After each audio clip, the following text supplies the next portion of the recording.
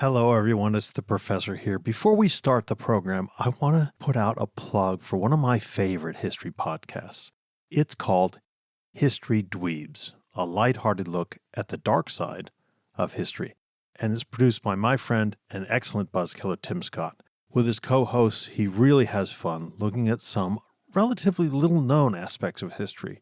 So please, go to History Dweebs on your favorite podcast platform and join in the fun.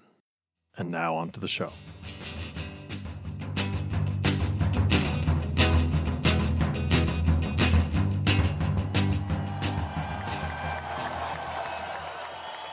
Hello, everyone. Professor Buzzkill here, busting myths, taking names, and I've got a big one for you today. Now, it's September 3rd, and we've been told that there's going to be a debate between the Republican candidate for president, Donald Trump, and the Democratic candidate for president, Kamala Harris, on September 10th. Given all the changes that have taken place during this tumultuous campaign and the, well, frankly unhinged nature of one of the candidates, we can't be sure that the debate will actually take place.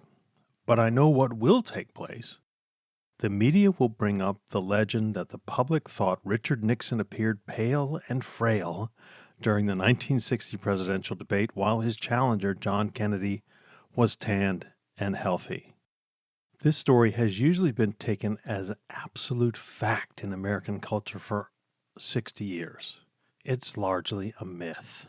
The full story, however, gives us a fascinating look at how myths and legends start, how they develop, and how they're strengthened by an enormous amount of repetition over the decades. Almost every presidential election in my lifetime, anyway, has included a debate between the two main candidates, and practically every time the debates roll around, the question of style over substance rears its overly made-up face.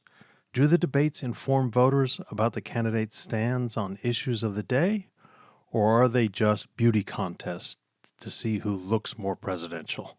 The larger question always seems to be, has television turned presidential campaigns into little more than content-free pageants for office?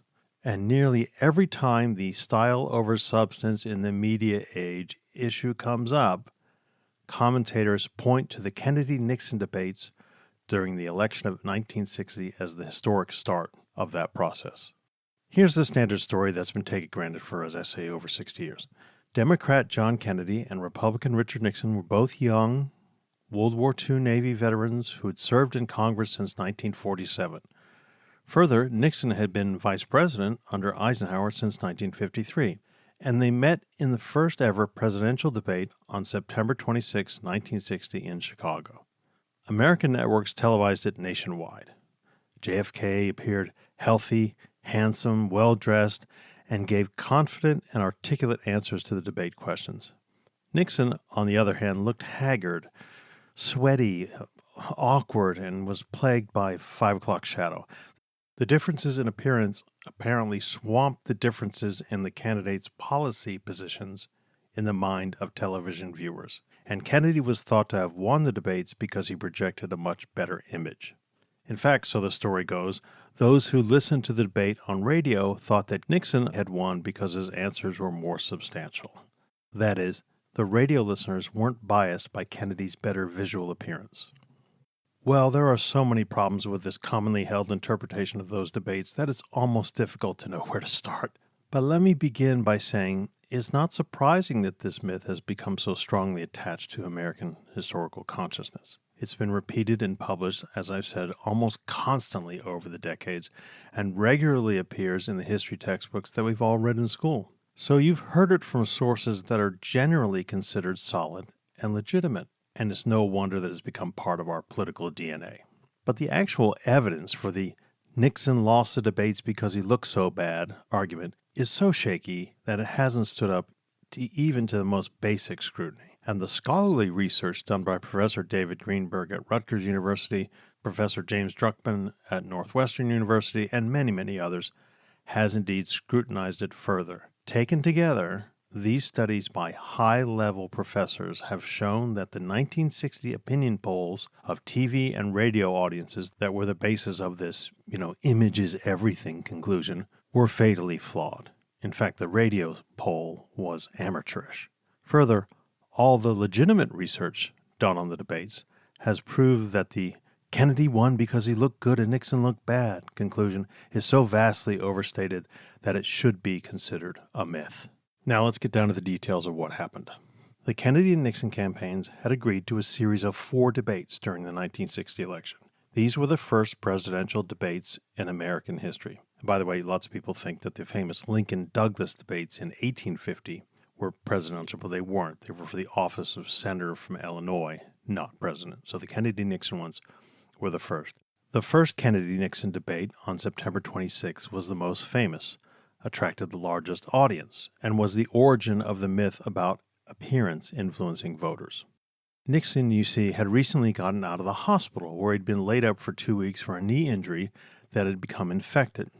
He didn't take any additional time off to recover, and he even appeared at campaign events until just a few hours before going to the television studio. Kennedy, by contrast, had taken time to rest, to work on his tan, and to prepare specifically for the debate. He also wore a dark suit to set him apart from the studio's light-colored background, and the difference showed. Wearing a lighter suit and almost blending in with the studio walls, Nixon looked pale and tired, and since he had refused to put on television makeup, his beard stubble showed visibly on screen. This was noticed at the time by campaign staff and even by the vice president's mother, who called him afterwards to ask whether he was sick. There's no doubt, therefore, that Kennedy looked better than Nixon in that first debate. But did that actually make a difference? Did people notice each candidate's appearance enough to influence their view of who won the debate, and perhaps influence their voting choice in that November's election?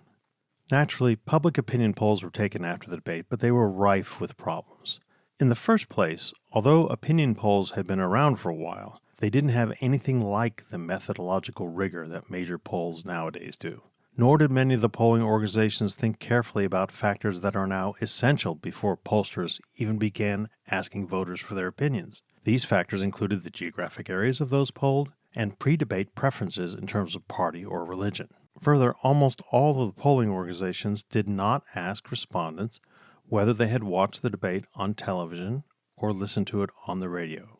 One polling organization did ask that. A market survey conducted by Sindlinger and Company after the first debate showed that 30% of those who watched the debate on television thought that Kennedy won, while 29% thought that Nixon had won. Now the rest were undecided. 49% of those who listened to the radio broadcast of the debate thought Nixon had won, while only 21% said that Kennedy had won. These results were the origin of the story that Nixon won on radio and Kennedy won on television. Because of this survey, many commentators in 1960 chalked Kennedy's television victory up to his healthier appearance, and countless more have jumped on that analytical bandwagon. Here are the problems with that analysis. The Sindlinger poll only surveyed 282 radio listeners. 282, which is between 600 and 800 fewer than is considered the minimum number for a legitimate survey. More than 87% of American households had televisions by 1960. People who only had radios overwhelmingly lived in rural areas, in some cases because they were literally out of range of television signals. Kennedy had little support in rural areas, partly because they were heavily Protestant, but also because they were heavily Republican. So the Sindlinger poll falls apart on an even cursory scrutiny because of questionable methodology. But there are 2 other reasons why this ingrained political myth is faulty. First, other evidence, and I'm putting evidence in quotation marks, of the difference between the TV and radio versions of the debate is all anecdotal, and pretty slender at that. Ralph McGill, a prominent syndicated columnist, wrote at the time that he had polled, quote, a number of people, end quote, who had first heard the debate on radio, and that they, quote, unanimously thought Mr. Nixon had the better of it, end quote. But this was hardly a scientific poll, and at the very most consisted of 24 or so people. Earl Mazzo reported the same thing. That is, he had talked to, quote, a number of people, end quote, and they all thought Nixon had won the radio version of the debate.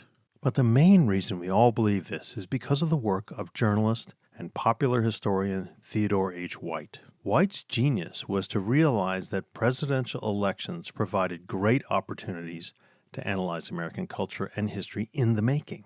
His book, The Making of the President in 1960, was not only the first of 4 such studies, 1964, 1968, 1972 were the others, it won the Pulitzer Prize and heavily influenced at least 2 generations of American readers, including yours truly. White's work was so widely read and so well regarded at the time that he was seen as the best chronicler of the history of presidential elections. Unfortunately, because of his shallow research, White repeated the flawed conclusions drawn from the Sindlinger poll and other anecdotal stories he heard from the syndicated columnists mentioned earlier. These conclusions again, Nixon lost the television debate but did better according to the radio audience.